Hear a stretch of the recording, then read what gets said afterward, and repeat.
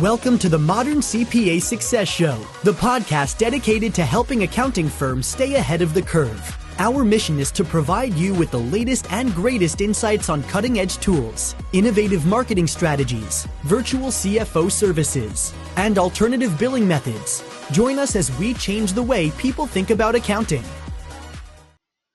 Everyone, we are going international today for our guest. Our guest, Simon Severino, is from Vienna, Austria. He'll be joining us. He is a consultant. He works in sales. But the thing that I think people are going to like the most is as we consult with accounting firms, one of the biggest challenges that people run into is defining the services they have, marketing those services, and then growing sort of a new part of their business. Many of the firms we work with, it's CFO and advisory services. We're going to touch on that, but if that's kind of speaking to you, please listen, because I think he is going to really hit some really key points in there. So I will stop talking now, and we're going to jump into the show. Hey, everyone. This episode of the Modern CPA Success Show, I am excited. Simon Severino is here with us. One thing that I talk when I consult with other CPAs a lot is on the selling process and how do I sell, how do I close, things like that. And that's one of the things I think that you'll get out of today's session. So Simon Severino, founder and CEO of Strategy Sprints, and he has helped clients create an additional $2 billion in sales over the last 21 years. So Simon, welcome to the show today. Hey, everyone. Thanks for having me. And I would love to hear a little bit more of background. So what got you to the point of what you're doing today? And then I want to dive into some of the things that you teach people. My way has been a non-linear way. I majored in philosophy and then I was broke. Because what do you do with a philosophy degree? Right? Yes. Even change the light bulb with that thing. So I had to find another way. And this was the time when the big strategy advisories, they were looking for people independently of what your major was. They just wanted you to have the best grades and be very hungry. And so that was my chance. And I entered the world of the big strategy advisories. And in there, I did immediately fall in love with the topics of go-to-market. How do you enter a market, crush it in the market, stay defendable in the market, increase market shares? Because that was such a compelling mix for me of psychology. You have to understand what the market needs, but also numbers, market share, compound annual growth, profitability. And so I loved it because it was psychology, it was numbers, and those two things together. I'm a spreadsheet guy, and I love solving big problems with people. And so if I can solve big problems with people and on that way build some pretty cool spreadsheets, this is where I'm happy. I love it. Well, the spreadsheets and the data part, you're probably speaking to this audience. But the part I would love to help us think through analyzing. So accounting firms are professional service firms, right? I think the owners sometimes have trouble selling, but there's a lot of a shift with our listeners who are moving from very tax-based kind of practices and saying, I want to move into other things. I want to move into advisory practices and doing things like bookkeeping, forecasting, advising for clients. So this idea that they have to go through and say, okay, there's a strategic change. And I think all the things of like a go-to market, enter the market strategy, or increase your share are all things people should be thinking of. Yes. So I'd love some thoughts around what do people get wrong? What should they be thinking of if you're saying, hey, I want my practice to be in a different direction in a couple of years from what it is today? Most of the accounting practices that talk to me, they say, Simon, I need something that's more profitable. So can I add strategic services? Like basically like what you do. Can you teach me what you do, right? You do strategy stuff. That means you just paid for talking, right? Can I get paid for talking on top of it? Because it has a 95% profit margin. Yeah. And I say, yes, you can. Yes, you can. And I can teach you. So, and it's not just talking, it's talking and some spreadsheet skills, right? But yeah, mainly it's talking. If I can interrupt for a minute, do you ever hear that like, what you do doesn't look that hard? Can I just do what you do? Yes. That seems like that could hurt my feelings if they say that. No, I take it. I own it. It's fine. I always said it myself. Consultants are like bankers who don't own math, right? Okay. So it's okay.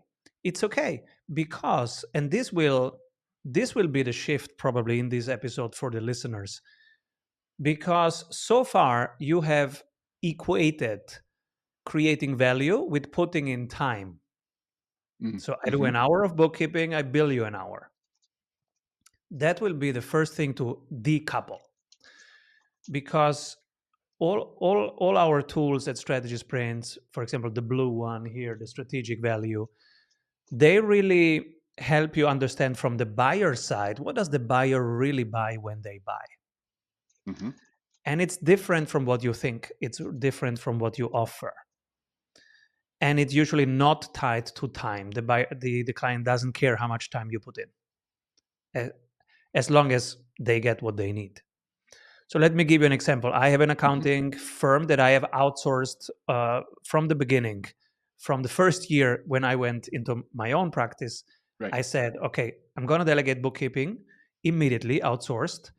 And I said, and you guys do also the invoicing. And they said, oh, no, we don't do invoicing. And I said, could you do it for me? I said, well, okay. Mm-hmm. So they started having an Okay. additional service. Uh-huh.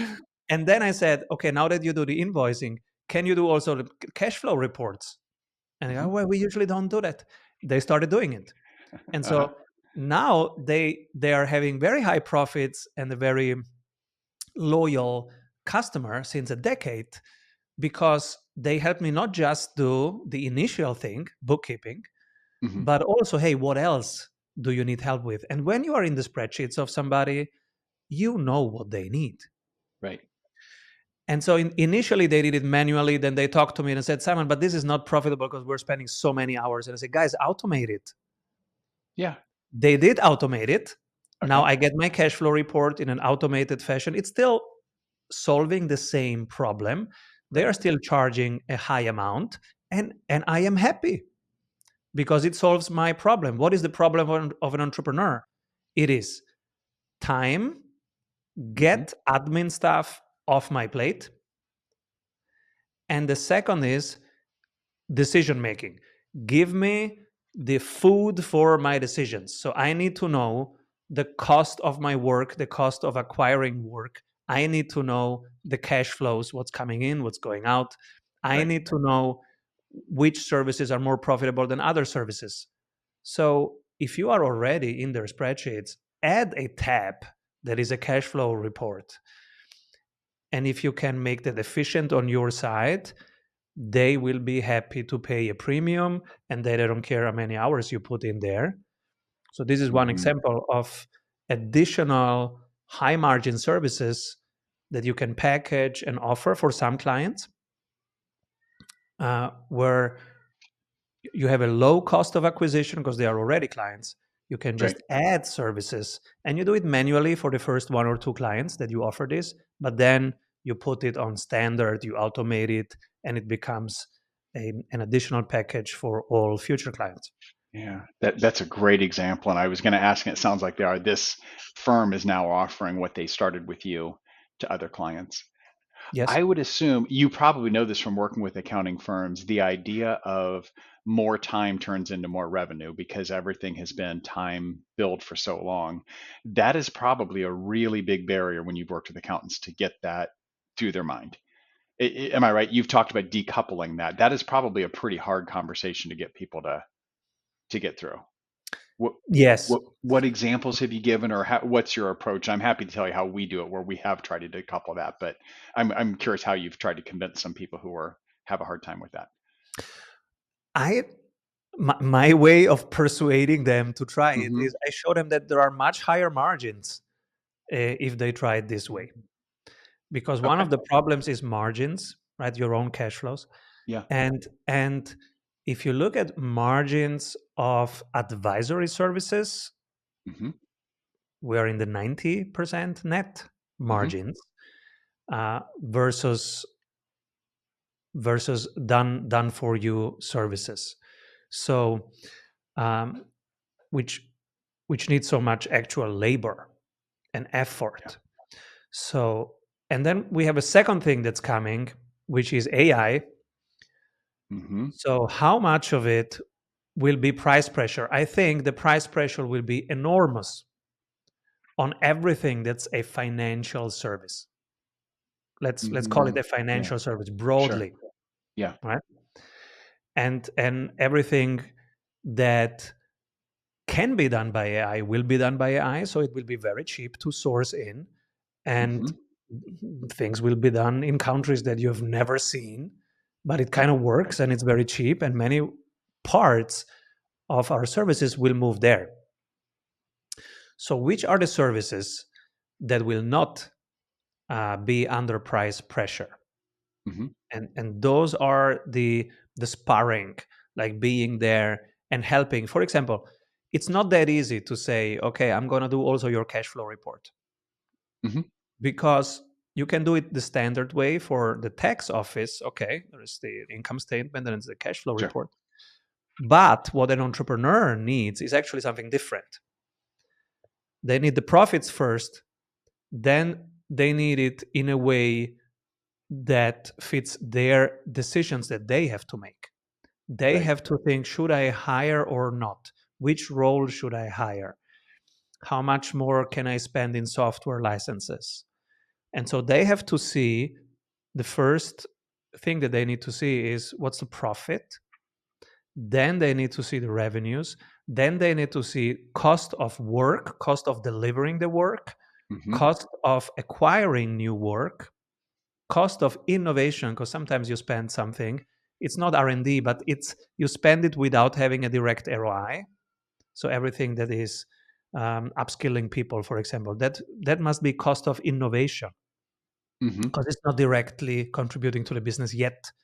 So, and then down there, accounts receivables and cash flow. Sure. Yeah. So this is what an entrepreneur needs. Now, if you think you can just do it, just offer it to an entrepreneur, well, first you have to build it, and then also they have to learn how to interpret it. So Right. there will be a ton of discussion. Hey, this thing, does it belong there or there? How do you calculate the cost of delivering the work? So that's alone 2 months of setting it up. And Right. that is, if you want, already an additional service. So don't underestimate that you have to take them by hand, and they will want some parts customized. So there is already, even in the transition to that service, there is already a consulting project, if you want, in the making. Sure. And if I can add to that, because as we're talking about, like, could you just automate that entire thing? The advisory part in there is really important. And I have a client, for example, that I've worked with him for about 6 years. At the beginning, he had just separated from his partner. And so a big part of their cash flow is, can I afford the debt payments? Then he went through a tough time, and the focus of the cash flow was on runway. How long until you're going to run out of cash at the current rate? And he was really worried about that. And we made changes. His business is doing great now. And so the cash flow now is, how much money can you take out of the business and continue letting it grow and thrive? And to your point, that's where I think you can set it up, you can have the report, but does the entrepreneur understand that? And that's where people could say, hey, the service I can offer you is this advice. You get the report every week, but let me tell you what you should be thinking of. And the report maybe doesn't always tell you that, at least the interpretation of, hey, here's where you are and what I understand about your business. So I And like that your example. is Yeah. the strategic value. Yes. So we have the exercise. What do they actually buy when they buy? So I Hmm. buy a sparring partner, a Yes. second pair of eyes that looks at this and shows me the things that I should be looking at, but I'm not looking at, Yeah. or helps me change things that need changed. Yeah. Yeah. I agree with you. One of the things that we do with our clients is we charge them on a subscription basis. So you have bought our CFO package, it includes these different things, and this is your charge per week. You have unlimited access to us, but it comes with these promised meetings and things like that.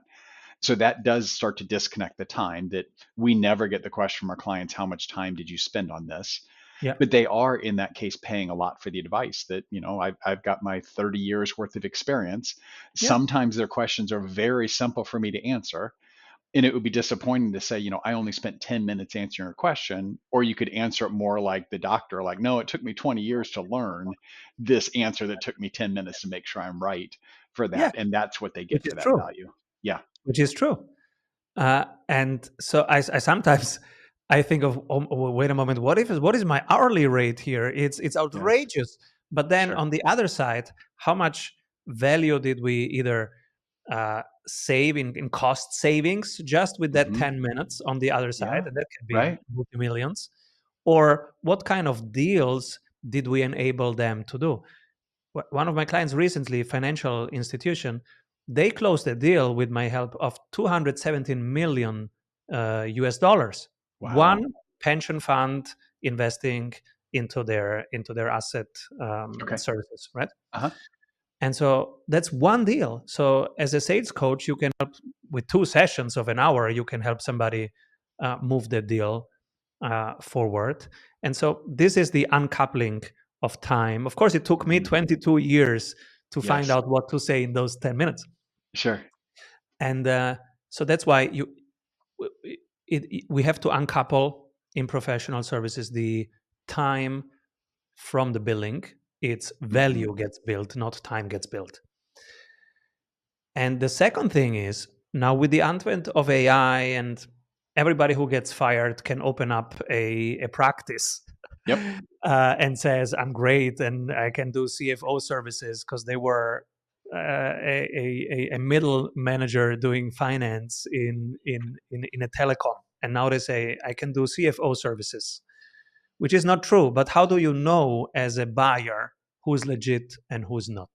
Uh-huh. So we're getting flooded with competition and with AI, which creates price pressure, but also more volume. There will be so many offers. Hey, I can solve your finance problems. They will get Sure. 20 of those on LinkedIn.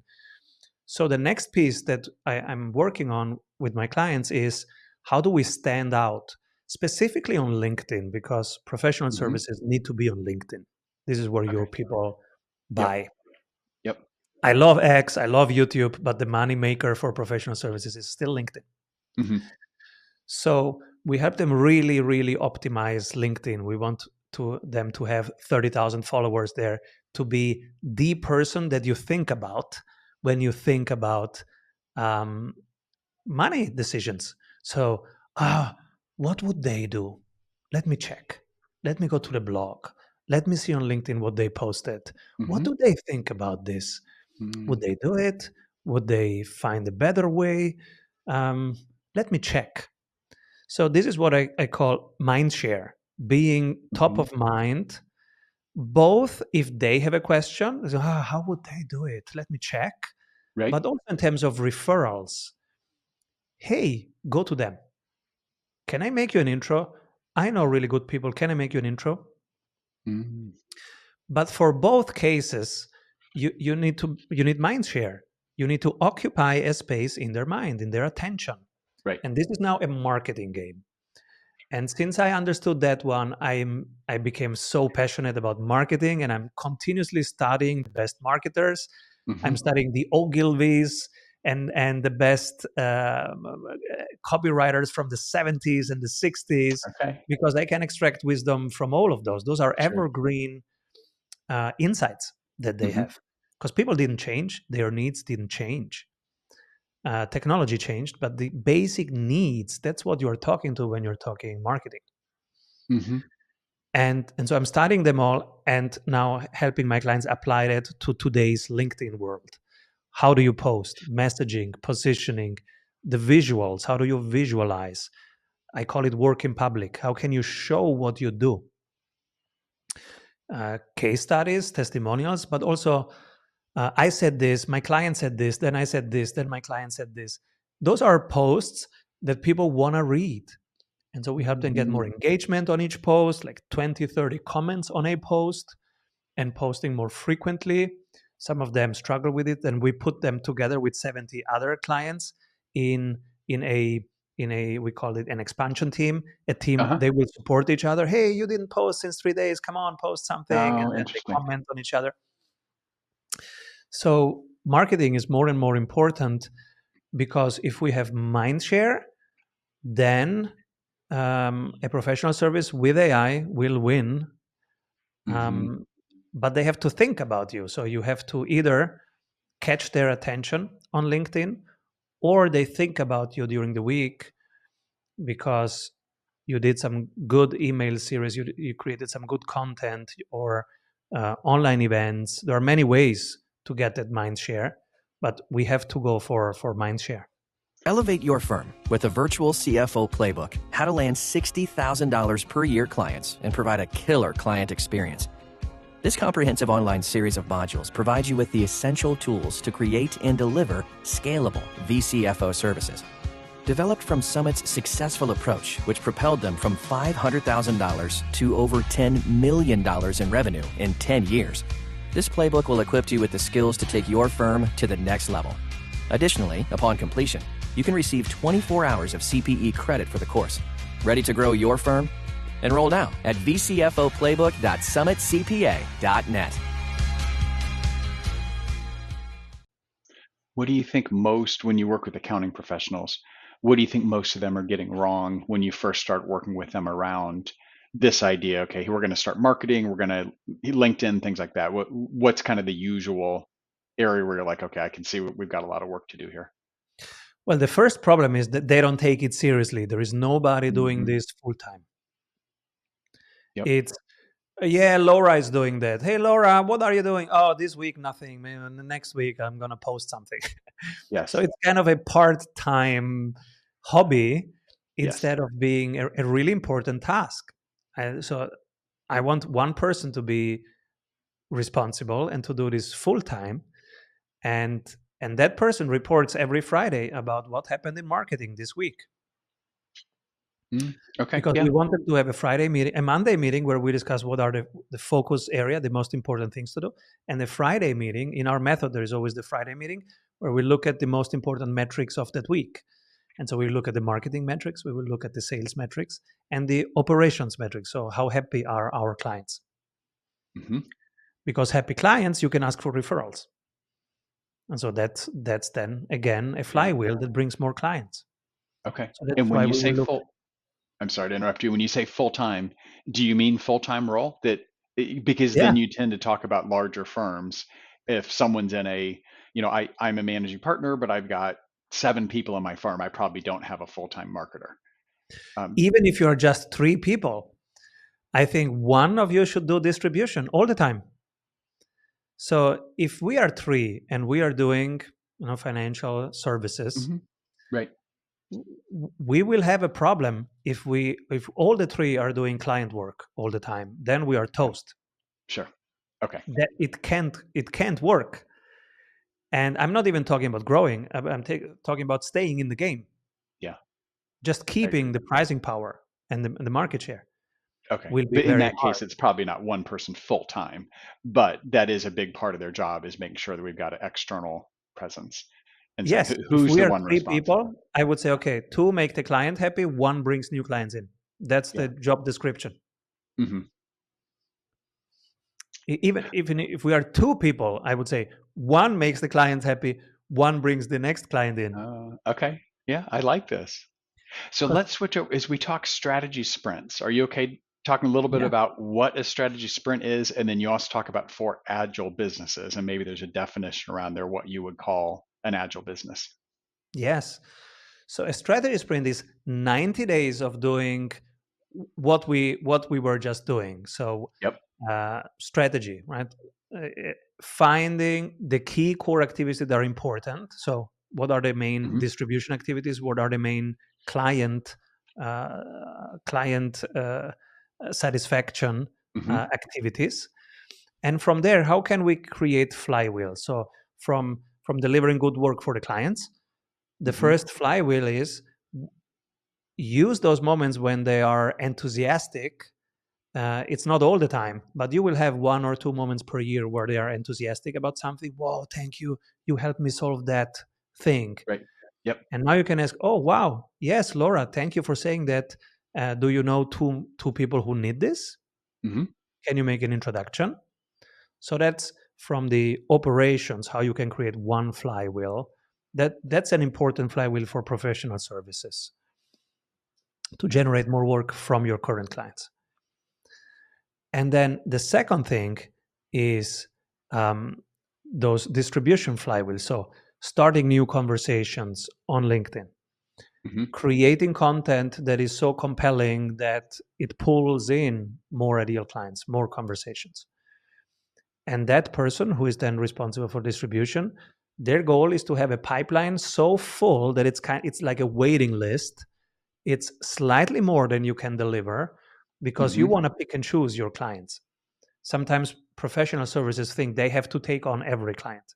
Right. And I had recently a conversation with somebody, and she said, they're very famous. I will not say their name, but she says, my husband died because we took on too many clients.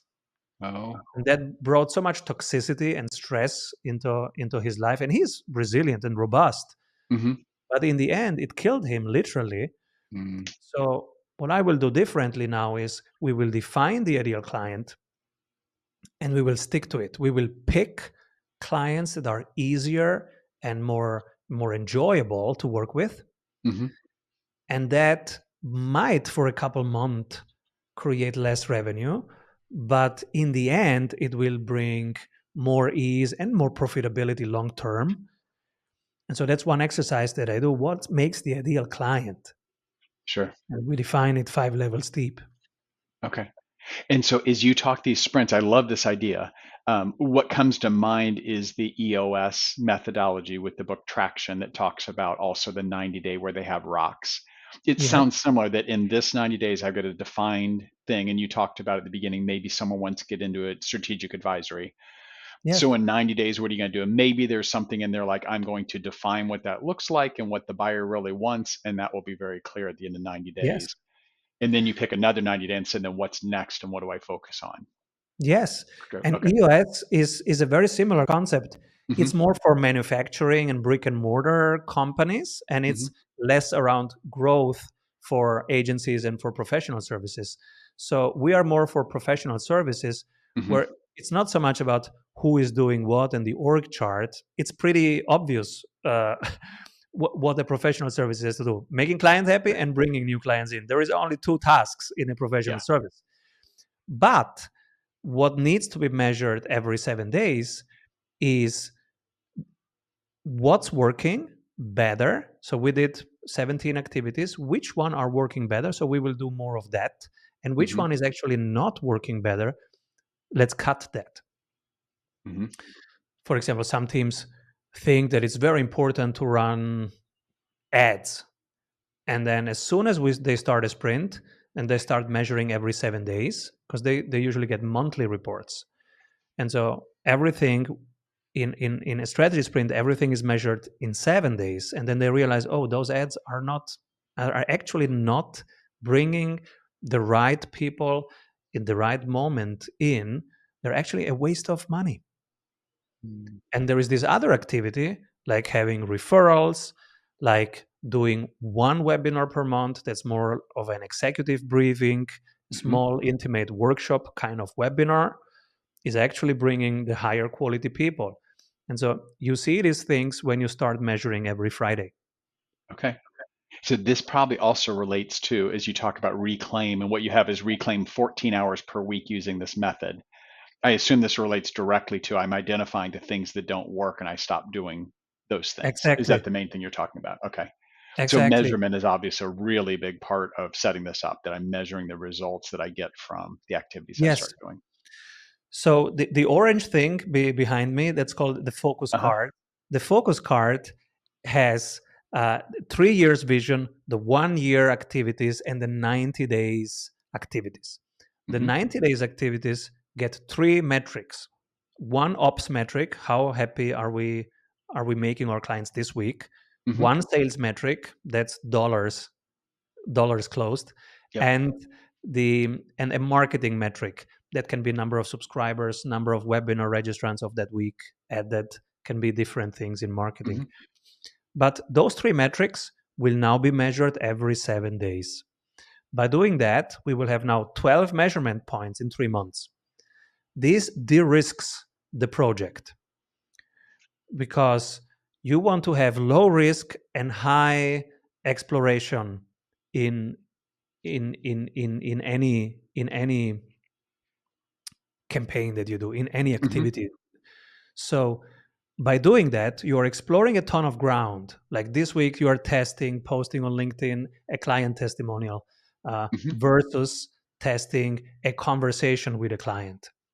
And so that's an A/B test. And on Friday, we will know which one worked better. So we make the tasks very small so that we can frequently invalidate our assumptions.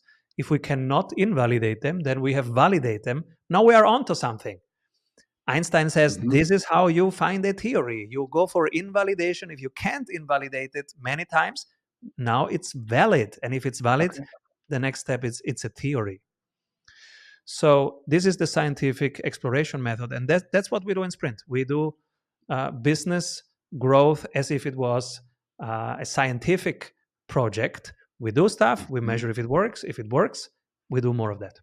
I like that approach. If you're familiar with Adam Grant, who is a podcaster and a professor at Wharton, he likes to say approach problems as if you're a researcher. Yes, And this sounds like a very similar thing. What would the data be? What's my hypothesis? Am I proving it exactly. true or Yes, wrong? And that it seems like a great approach, including for business problems. I'm exactly. curious if you would want to share a story about a client who's kind of walked through this and what kind of progress they made, and maybe someone can visualize what it would look like to work with you and kind of go through and do this. Sure. So typically, professional service in the onboarding, we find the constraint. What's the constraint? So we start from Mhm. attention.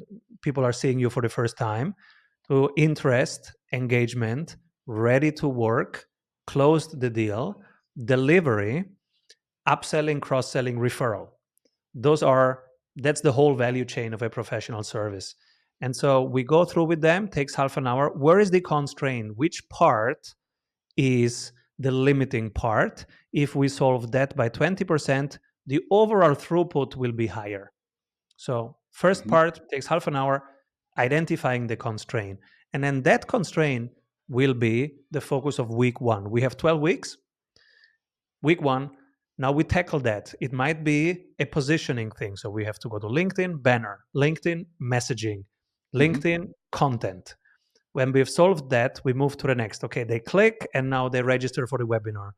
But 60 people registered, only 10 showed up. So now Mhm. the next constraint is improving the conversion from number of registrants to number of participants of the webinar. Mhm. Now we have increased the conversion rate from 10% to 50% of webinar attendance. Now, okay, how many people did we close in that webinar? Oh, 2. Okay, can we increase that to 4? Will be the next week. So each week solves the next bottleneck, and there is always a bottleneck. Mhm. Specifically in sales, you can always improve a conversion rate. So one of those conversion rate will always be the lowest in the value Mhm. chain. That is the focus of that given week. Okay. This sounds excellent. And for many people, this is probably a very different way to be running their business. But I would argue if you think you're going to switch into a new type of a service, and most companies adding a service is really hard, where maybe starting a new company, everything is new, but those constraints are really strong when I've done something the same way for a really long time. That can be really difficult to do. Yeah. And that's why I want one person to be really full time thinking about the business of the business and not just the client work, Hmm. because that's my partner to improve each part of the value creation that they do. If they're all doing client work, with whom am I discussing these things, right? Nobody has time to do this. Sure. I wonder if you find also early on in ours, and I'm probably exaggerating what happened, but we offered a lot of service offerings and essentially would say we will charge you for a lot of the transactional kinds of activities that we do, but we're smart people and you kind of get the advisory service for free. Feel free to ask me any question. And we had a client reach out and say, I'm willing to pay you a lot more for those advisory strategic things that you're not charging me for. Why is it that not your service? And maybe the transaction piece is something that you're willing to do. I guess my question is, do you think you find that in professional services that part of this is convincing them that they have something to offer that someone has and that they'll pay for it as you try to disconnect time from revenue? Is that convincing someone of like, you probably know a lot more than you think and can package something, or do you not really find that to happen? Yes, this is a very important part. So in usually in week 3, week 4, we tackle the offer and the pricing. Hmm. One thing that we find is they can actually charge much more for what they do. Hmm. For the current delivery, they can charge more without losing clients. So that it's the first focus of that week. And then when we found the max price without deteriorating, then we go to, okay, packaging. Now we will think about additional packages. So for example, you're using a software and you've done something for 50 times, and now it says you have reached your limit, but you can buy 10 more. Yes. 10 more. I can't remember how they call it, but hey, you can have now 10 more of this since Right. you're using it. And since I'm using it, it's de-risked. I know it's good because I'm using it. So yeah, give me 10 more credits. And so I Right. click it and I buy 10 more credits. This is something that we can learn from the software world as a professional service.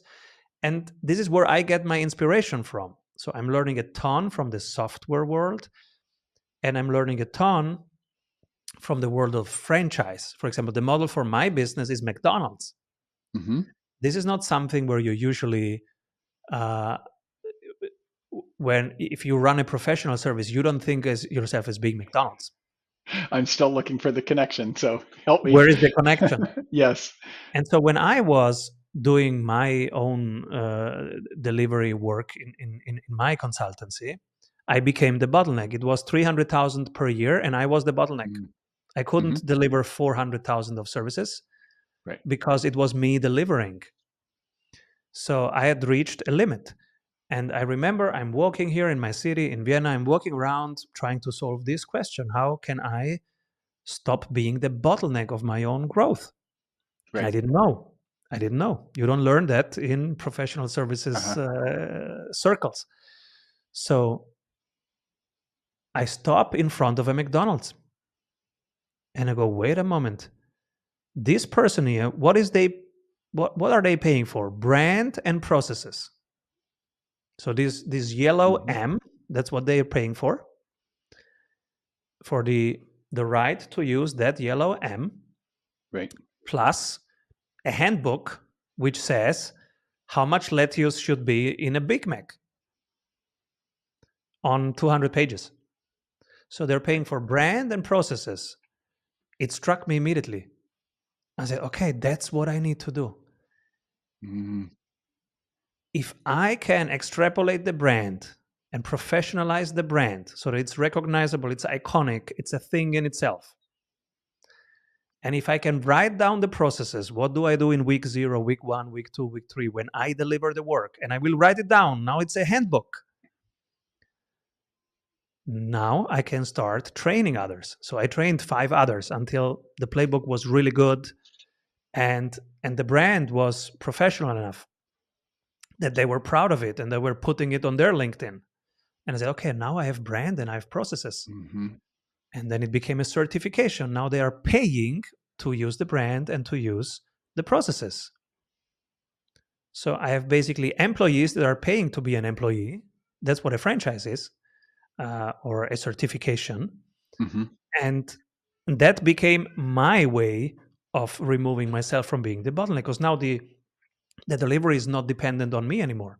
I can have certified strategy sprints coaches in all time zones.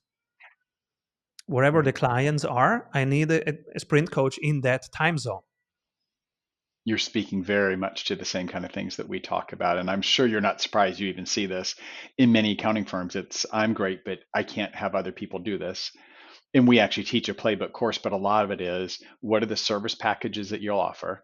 And unless you have that consistency, how do you teach someone else to do it? Because you don't want to sell something and then have me deliver it very differently and have that prospect come back to you and say, wait a minute, you told me this would happen, but Tom picks it up and does it totally differently. So being able to say, here's the packages that we have, and they go from transactional up to controller up to CFO. They get more expensive, but we offer more. All that is defined. That makes it easier to say, here's who we want. We can describe who best fits each of those packages, which then helps you go and say, I can go to market and explain what I do and say, these are the people that should be coming to get us. So I like the way you're describing that. I didn't make the connection to McDonald's, but yes. In America, many people would say, like, when you see a McDonald's, if you're on the highway, it's not great food, but you know exactly what you're going to get. you know what you And get. most people trust that versus pulling over and say, this little place that doesn't look nice might be fantastic food, but it could be terrible. And most people would rely on, I know what I'm going to get, and so I'll just have that. And that's Yes, what you're saying. I should Except for I probably don't think you're change saying my yours is example not to very good. Hyatt or Hilton, etc., who are also Yeah. going that route But to be more McDonald's certainly capital light. works. If people know what they're going to get, which you can say. Yours is not mediocre. Yours is a great service that you're offering. That's great. So You you find were, your best yeah, ideas in completely different industries. yeah, that's a great point. Okay, so if people want to learn more about you, learn more about your processes, engage you, things like that, what would you tell them is the best way aside from listening to you today for where should people go to learn more and say, yep, this is what I think I need to do? Many of the tools and practices that we have mentioned, they are for free, open source on our website, so people can download them on strategysprints.com and use them and enjoy them and Mhm. improve some of their processes. If they want to go a little bit deeper, there is a book on Amazon called Strategy Sprints by Simon Severino. This is where they find literally a handbook on how to run a professional services firm in the Mhm. digital age. I wrote down all my own checklists and things that save my life every week. Mhm. And then there are also some clients that report how they are using the tools and how they solve the pricing problem, the hiring problem, etc. And if they want to talk to us, strategysprints.com, hit that button, schedule a time with us, and we're happy to talk. That sounds great. I hope people will take advantage of those things. And I think what many would find in similar to what they do with our service, you can read about it, and then having someone there who has seen the different things and can hold you accountable through the process can probably help people really accelerate their growth. But some people probably can read the book and just do it on their own. I just know for many, they read and say that's nice, and then they look back a year later and say, oh, I didn't actually do any of the things that I said were going to be good ideas. Yes, I'm the same. That's why I have it on my desk and I go back to it myself. Oh, marketing is not working. Let me go to chapter 2. Which one did I skip this time? And which step did I Yes. skip? Which corner did I cut? And then I do my own process again. Yeah. Well, Simon, you've given us a lot of things. If there was one main takeaway that when you want someone walking away from listening to this to be thinking of, what's the one thing that you think they would have in their mind? And I'll share the one that I think I heard. Cut your activities in half. So if you're only working in the business, Mm, you're doing it wrong. You have to free up time to think about the business, to work on the business. How do you do that? By cutting your current activities in half. But Simon, which half? I use the focus card tool. So you can go to strategysprints.com, download the focus card, put in 20 minutes, and you probably can identify the half that you can cut. Okay, good. It's very dramatic too, right? If someone's busy, I hope if people take it, they're like, oh, there is no way. But you probably have The examples of where busier, my people have. yoga teacher says, Simon, the busier you are, the more you should do yoga. Yes, I totally agree. Yeah, there's a meditation comment, the same thing. You should meditate for 10 minutes, and if you don't have 10, you should probably meditate for an hour. Would be Exactly. the same kind of thing. I think for me, the big one that I want people, if they haven't really thought about, is how do I uncouple the idea of revenue has to be more time put in? Because for people who are busy and want to do something new, that can feel like a barrier that you're saying, if I'm already working 50 hours a week and I don't want to work more, then adding a service feels like I can't do it. And I think if I can think more and more about, can I uncouple that where maybe it doesn't have to mean more time? I think it's a great way for people just to think about what would it be. And maybe they have their McDonald's moment also, that they're looking at something and saying, oh, there's a place where time's not connected. And to me, that's a really big concept for people to have. Yes.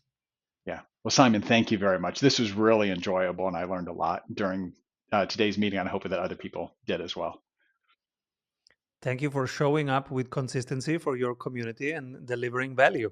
Enjoy this podcast? Visit our website, summitcpa.net, to get more tips and strategy for achieving modern CPA firm success. We're here to be a resource in this ever-changing industry.